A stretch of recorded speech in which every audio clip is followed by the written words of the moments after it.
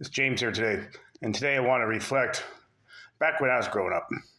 I started my first job at 16 years old, bought my first car at 16 years old. It was $1,200, and I was making $6.50 an hour.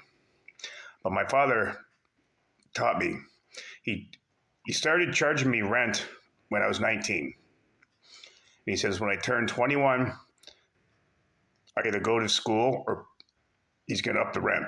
And I was paying 75 a week. So when I turned 21, he upped it to $100 a week. He was teaching me something. He was teaching me, you got to pay your bills. And I moved out around 25. I bought my first house.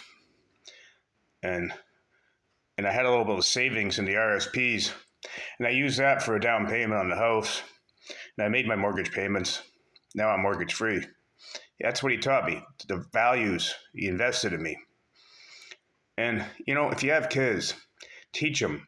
You got to show them, go make a couple dollars and you got to pay. Nothing's for free. I don't even have enough fingers on my hand that I know people with kids living at home past 30. And they're not even paying rent or nothing. Are they going to leave? I don't think so. They'll just wait till they inherit the house. But it doesn't work that way.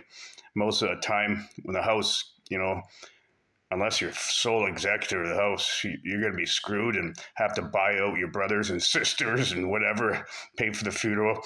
The house won't be yours anyways. But yeah, if you're a father or mother, teach them about money. They don't teach you about money in school. Teach them. Well, back when I was a kid, my dad had a piggy bank for me, and he'd give me like 50 cents a day, and said save up enough money. And I always wanted to go to Canadian Tire and buy something. And he said, if you can bring it to the store and buy a chocolate bar or a bottle of Coca-Cola, then you won't have no money to go to Canadian Tire and buy your fishing rod. But yeah, they don't teach money in school. And that's really important to teach your kids. That's probably the most importantest thing to teach your kids.